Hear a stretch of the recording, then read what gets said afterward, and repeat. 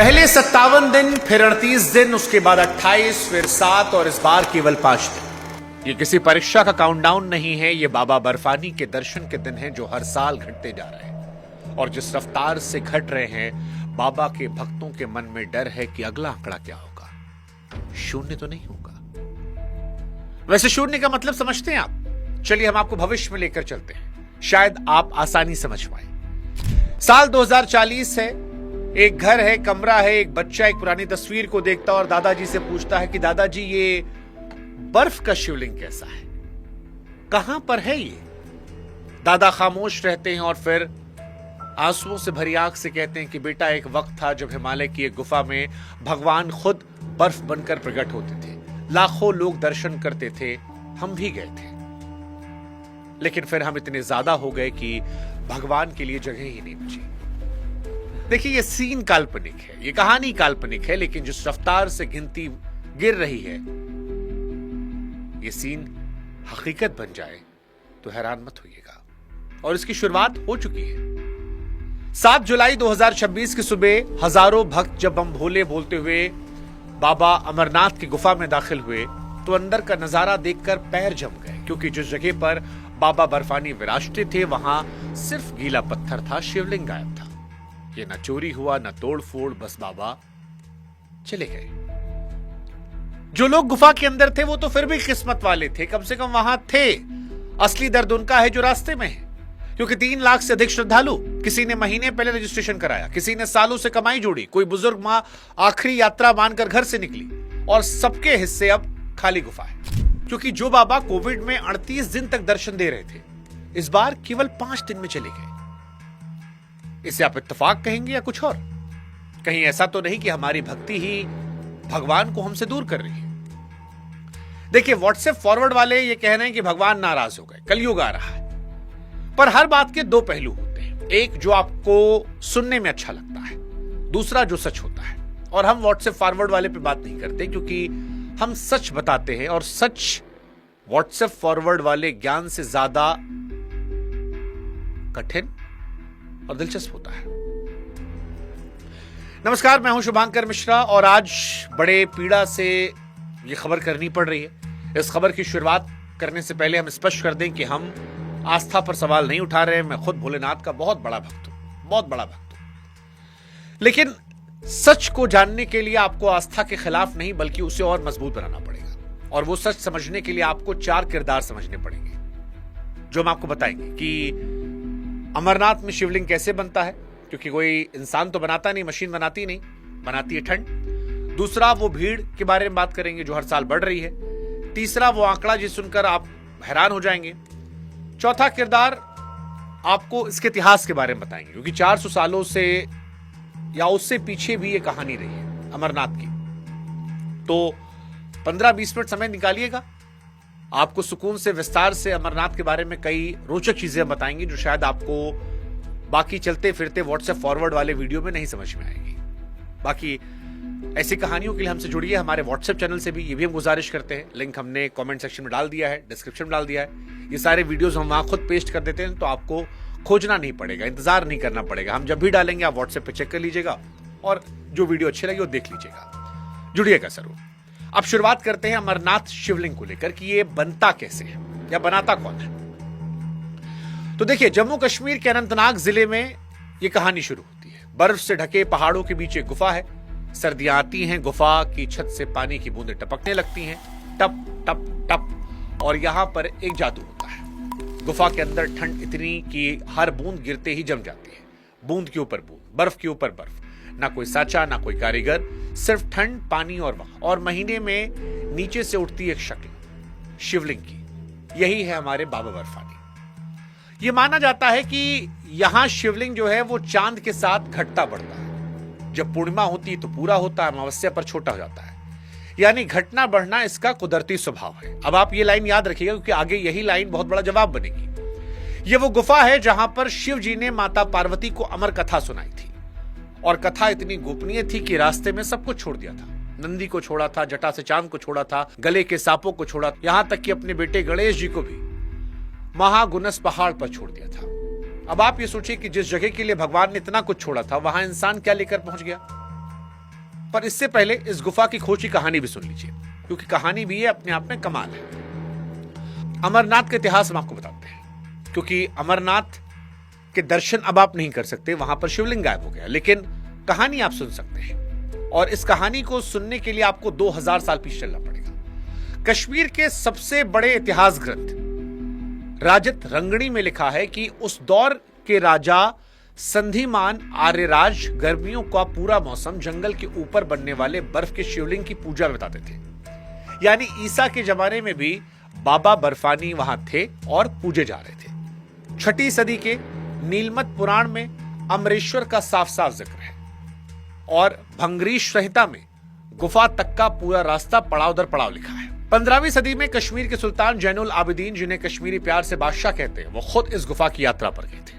आप सोचिए कि एक मुसलमान सुल्तान बाबा बर्फानी के दर पर गया था। अकबर के दरबार की किताब आईने अकबरी में भी इस यात्रा का जिक्र है। और कमाल की बात यह है कि चांद के साथ शिवलिंग के घटने बढ़ने की बात तब भी मशहूर थी। फिर कहा जाता है कि इस बीच के दौर में गुफा नजरों से ओझल हो गई और करीब 250 साल पहले गरीब मुसलमान चरवाहे बूटा मलिक ने इसे दोबारा खोजा। मान्यता है कि एक साधु ने उसे कोयले की थैली दी, घर पहुंचा तो कोयला सोना बन गया था, शुक्रिया करने को लौटा तो साधु की जगह ये गुफा मिली। और फिर आगे की कहानी बाबा बर्फानी को लेकर आई। साल 1898 में स्वामी विवेकानंद जी भी यहीं दर्शन करके धन्य हुए थे। अब इस पूरे इतिहास की सबसे बड़ी बात सुनिए। 2000 साल में राजा आए, रानियां आई, सुल्तान आए, संत आए, दौर बदले, सल्तनत बदली, तख्त पलटे, लेकिन हर बार गुफा में बाबा मिले। 2000 साल में ठंड ने कभी धोखा नहीं दिया। धोखा जो शुरू हुआ वो हमारे आपके दौर में, यानी 2000 साल की परंपरा पहली बार लड़खड़ाई है। और यही सवाल सीधा है कि जो 2000 साल में नहीं हुआ वो हमारे समय में क्यों हो रहा है। और यहां एंट्री होती है दूसरे किरदार की कि अमरनाथ में बाबा को पिघला कौन रहा है। 20 साल पहले तक अमरनाथ यात्रा तपस्या मानी जाती थी। मिट्टी और पत्थरों के कच्चे रास्ते, पतली पगडंडियां, हड्डियां जमा देने वाली ठंड। पुराने यात्री बताते हैं कि जुलाई में भी दस्ताने कांपते हाथों से पहनने पड़ते थे। तब हर साल ज्यादा 1 लाख भक्त पहुंच पाते थे।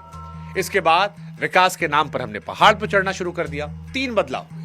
पहला, जो पतली पगडंडियां थी वो 12 फीट चौड़े रास्ते बन गई, जिन पर आज जीप और ट्रक दौड़ती है। पुराने रास्ते और आज के रास्ते में जमीन आसमान का फर्क है। दूसरा, लंगर और जनरेटर जो पहले नीचे के पहाड़ों तक थे वो गुफा के बिल्कुल पास पहुंच गए, उसी गुफा के पास जिसकी ठंडक शिवलिंग की जान है। और तीसरा, अब रोपवे यानी केबल कार को मंजूरी मिल चुकी है और शेषनाग से पंचतरणी के बीच सुरंग की बात चल रही है। यानी आगे आने वाले वक्त में बिल्कुल निर्माण जो है वो गुफा के करीब पहुंच जाएगा। और नतीजा भीड़ के जरिए समझिए। 2011 और 12 में आंकड़ा 6 लाख के पार था। अब आप गणित कर लीजिए। लाखों शरीरों की गर्मी, हजारों गाड़ियों जनरेटरों का धुआं, लंगर के चूल्हों की आंच, ये सब उस इलाके में जहां शिवलिंग ठंड पर भी निर्भर है। एक और चीज जो भीड़ पीछे छोड़ती है वो है कचरा। प्लास्टिक की बोतल, पैकेट, पॉलिथीन ग्लेशियर के पास।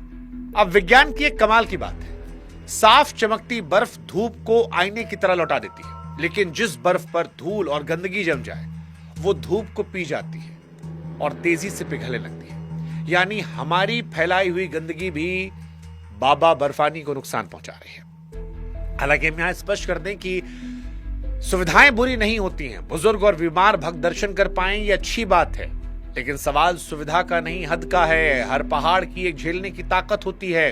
केदारनाथ में आपने देखा था जब सुविधाओं को जरूरत से ज्यादा कर दिया गया तब क्या हुआ वो आपने देखा। प्रकृति अपने हिसाब से चीजों को ठीक करना जानती है। जब इंसान हद लांघता है तो प्रकृति अपने तरीके से चीजें ठीक करती है और ये आपको, हमको और सरकारों को समझना पड़ेगा। वैसे आप अमरनाथ गए हैं? किस साल गए थे? आपका बाकी जवाब जो है वो दर्शकों को बताएगा कि बदलाव कितना बड़ा है और तब क्या था, अब क्या है। तब कई दिन तक दर्शन हो रहा था जब आप गए थे? कमेंट में लिखिएगा। अब सवाल है कि अमरनाथ में बर्फ क्यों नहीं गिरी? देखिए भाई साहब, कुछ लोग कह सकते हैं कि बर्फ पिघलती है, पिघलना कुदरत का नियम है। 2013 में पहली बार यात्रा खत्म होने से पहले बर्फ पिघल गई थी। अमरनाथ में साल दर साल बाबा बर्फानी के दर्शन कम कैसे हुए, अब जरा इसको आंकड़ों के जरिए समझ लेते हैं, क्योंकि आंकड़े झूठ नहीं बोलते। साल 2013 में यात्रा खत्म होने से पहले बाबा बर्फानी पिघल गए थे। साल 2016 में बाबा बर्फानी ने केवल 10 दिन दर्शन दिए थे। साल 2018 में 29 दिन दर्शन दिए थे। 2022 में 18 दिन दर्शन दिए थे। 2024 में दर्शन सिर्फ एक हफ्ता हुए थे। और इस बार 2026 की जब बात कर रहे हैं तो बाबा बर्फानी के दर्शन केवल 5 दिन हुए। कद 22 फीट से घटकर 12 फीट। हर साल जल्दी हो रहा, हर साल छोटा हो रहा है। देखिए, पिघलना कुदरत का नियम है, लेकिन हर साल पहले से जल्दी पिघलना कुदरत का नियम नहीं है। यह कुदरत की चीख है और इस बार हद हुई है। कुदरती चक्र में बाबा अमावस्या पर छोटे होते थे, पूर्णिमा पर लौट आते थे, लेकिन इस बार का चक्र पूरा होने का इंतजार नहीं हुआ। बाबा गए तो बाबा लौटे नहीं। अब समझने वाली बात यह कि शिवलिंग बनने के लिए 2 चीजें चाहिए। सर्दियों में खूब बर्फबारी और कड़ाके की ठंड, लेकिन इस बार दोनों नहीं हुई। इस बार की सर्दी में जम्मू कश्मीर में बारिश और बर्फबारी 65% कम हुई। आसान भाषा में कहें तो जितनी बर्फ गिरनी चाहिए उतनी या उसकी आधी भी नहीं गिरी। हालात ये थे कि जनवरी के पहले पखवाड़े में श्रीनगर समेत कई जिलों में बर्फ का एक फाहा तक नहीं गिरा। और यह सबसे डरावनी बात है। हां, यह लगातार 7वीं सर्दी थी जब बर्फ ने कश्मीर से मुंह मोड़ा है। 7वीं सर्दी, और नतीजा आपके सामने है। जिस बर्फ से बाबा बनते हैं वो इस बार आसमान से उतरी नहीं, तो बाबा बने ही नहीं। 7 फीट के बने और यात्रा शुरू होने के 5 दिन में बाबा चले गए। अब आप सोचिए कि 90% लोग ऐसे हैं जो अब तक दर्शन नहीं किए। वो भीड़ रास्तों में है। मतलब इस बार शुरुआती दिनों में रोज 20,000 से अधिक भक्त गुफा तक पहुंचे। इन लोगों के लिए सांसें, लाइटें अंदर का तापमान बढ़ाई। बाबा के आसपास करीब 10 ग्लेशियर पिघल रहे हैं, यानी पूरे हिमालय को ही हमने मानो फ्रिज से बाहर निकाल दिया। और यही वजह है कि अब समझने का वक्त आ गया है कि भक्तों की संख्या उतनी ही रखिए जितनी पहाड़ झेल सके। अब सवाल यह भी है कि क्या अमरनाथ अकेले हैं? कश्मीर के अनंतनाग में एक बाग है, अचाबल। मुगल बादशाह जहांगीर की बेगम नूरजहां ने बनवाया था। इस बाग की जान था इसका चश्मा। जब ये चश्मा बहना शुरू हुआ तो भारत में जहांगीर का राज था। ताजमहल अभी बना नहीं था। इससे किनारे बेगमें बैठी, फकीर बैठे। आजादी के बाद आम कश्मीरी परिवार पिकनिक मनाने गए। इसने मुगलों का दौर देखा, अंग्रेजों का राज देखा। हर जंग, हर तूफान, हर दौर में बहता रहा। 400 साल चश्मा गवा रहा। फिर एक सुबह पानी नहीं आया। बाग के माली ने पहली बार वो नजारा देखा जो 4 साल में किसी ने नहीं देखा था। सूखा पत्थर। हमारा दौर आया, चश्मा अपने इतिहास से पहली बार सूख गया। कहानी का सार ये, कहानी सिर्फ अमरनाथ की नहीं है। पहाड़ों की बर्फी, नदियों, चश्मों और झरनों की मां है। बर्फ नहीं तो पानी नहीं। कश्मीर में सैकड़ों चश्मे सूख रहे हैं और पहाड़ तो पहले से ही भूल चुके हैं। केदारनाथ 2013 हमारा भूले नहीं है। जोशीमठ की दरारें हमने अपनी आंखों से देखी और पहली बार पहाड़ बोल रहे हैं। या कहें कि पहाड़ अब खुलकर बोल रहे हैं, बार बार बोल रहे हैं। कभी सैलाब बनकर, कभी दरार बनकर, कभी पिघलते शिवलिंग बनकर। सवाल यह नहीं कि पहाड़ बोल रहे हैं या नहीं, सवाल यह है कि हम सुनेंगे। और अब वो महत्वपूर्ण सवाल जो आप पूछ रहे थे कि बाबा बर्फानी जो 5 दिन दर्शन देकर चले गए वो क्या भक्तों से नाराज है? अब देखिए, कुछ बुद्धिजीवी कह सकते हैं कि भैया क्लाइमेट चेंज का भगवान से क्या लेना देना, लेकिन हम उस धर्म से आते हैं जिसे हम सनातन कहते हैं। सनातन में प्रकृति भगवान है, गंगा माँ है, हिमालय देवता है और बर्फ हमारे भोलेनाथ है। जब बर्फ पिघलती है सिर्फ मौसम नहीं बिगड़ता, प्रभु भी हमारे घायल होते हैं। विज्ञान और आस्था सनातन में आमने सामने नहीं है, दोनों एक ही बात कहते हैं, भाषा अलग अलग है। इसलिए वो सवाल कि क्या भगवान नाराज है? आप याद कीजिए जरा शिव जी को। गले में सांप, जटाओं में गंगा, शरीर पर भस्म, सवारी नंदी। शिव और कुदरत अलग है ही नहीं, शिव ही कुदरत है और कुदरत ही शिव है। हमारा सनातन पेड़ों को पूछता है, नदियों को मां कहता है, पहाड़ों को देवता मानता है। इसलिए अगर शिवलिंग पिघल रहा है तो भगवान रूठ कर नहीं गए हैं, हमने उस कुदरत को घायल कर दिया है जिसमें भगवान बसते हैं। भगवान नाराज नहीं है दोस्तों। आप कुदरत को ठीक कीजिए, भगवान अपने आप लौट आएंगे। एक भक्त गुफा से लौट कर आया, उसकी बाइट सुन रहा था मैं। उसने कहा, मैं 3रे साल आया हूं, फिर भी पूरे दर्शन नहीं हुए। गुफा ही बाबा है, रूप नहीं। बाबा का बुलावा आशीर्वाद है। दिल को छू गई हमारी बात ये। बुजुर्ग माँ जो आखिरी यात्रा मानकर घर से निकली थी, उसने भी शायद यही कहा होगा, बुलावा आशीर्वाद है। यही सनातन की ताकत है। लेकिन इसी आस्था की एक जिम्मेदारी, और जिम्मेदारी वापस ले आती है 2040 वाले कमरे में। याद कीजिए, शुरू में कहानी सुनाई थी हमने। 2040 में बच्चा पूछा कि दादाजी ये बर्फ वाले भगवान कौन है। वो सीन हकीकत बनेगा या नहीं, ये आज हमें समझना है, क्योंकि गड़बड़ी इंसान की है और सुधार भी इंसान के हाथ में है। कोविड में भागदौड़ रुकी थी, गंगा जी साफ हो गई थी, आसमान नीला हो गया था, पहाड़ भी लौट आए थे। बस मौका चाहिए। सरकार और श्राइन बोर्ड के स्तर पर हर दिन गिने चुने भक्त, लंगर और पक्के निर्माण नीचे के पड़ावों तक, प्लास्टिक पर रोक। और ये कोई अंदाजा नहीं आजमाया हुआ इलाज है। जैसा कि हमने कहा, कोविड में जब भीड़ नहीं थी, बाबा 38 दिन तक थे। इस बार लाखों थे तो केवल 5 दिन तक। बाबा ने गणित समझा दिया है। 4 काम करना है। कचरा हटाओ, प्लास्टिक वापस ले जाओ, पहाड़ पर सिर्फ पैरों के निशान छोड़ो, कम से कम सामान ले जाओ, साझा गाड़ियों में जाओ। अगर मकसद शिवलिंग के दर्शन है तो यात्रा के शुरुआती दिन पहला हफ्ता चुनो। आस्था रखो, समझो, अमरनाथ, केदारनाथ, गंगोत्री, वैष्णो देवी ये पिकनिक नहीं है, तपस्या है। ये समझ जाओगे तो बाबा का आशीर्वाद रहेगा। नहीं तो बाबा अपने तरीके से इंसाफ भी करना आते हैं, और वो हमने देखा भी है। लेकिन बेहतर है हम समझें, क्योंकि मंदिर की रक्षा सिर्फ दीवारों की रक्षा नहीं होती। मंदिर की रक्षा उस कुदरत की रक्षा है जिसमें भगवान प्रकट होते हैं। शिव का अभिषेक जल से होता है, पहाड़ों की बर्फ ही उसकी जल की मां है। इसलिए लाइन गांठ बांध लीजिए, बर्फ बचाना ही असली शिव भक्ति है। बाकी आखिरी सवाल आपसे, दर्शन आसान होने चाहिए या बाबा बचने चाहिए?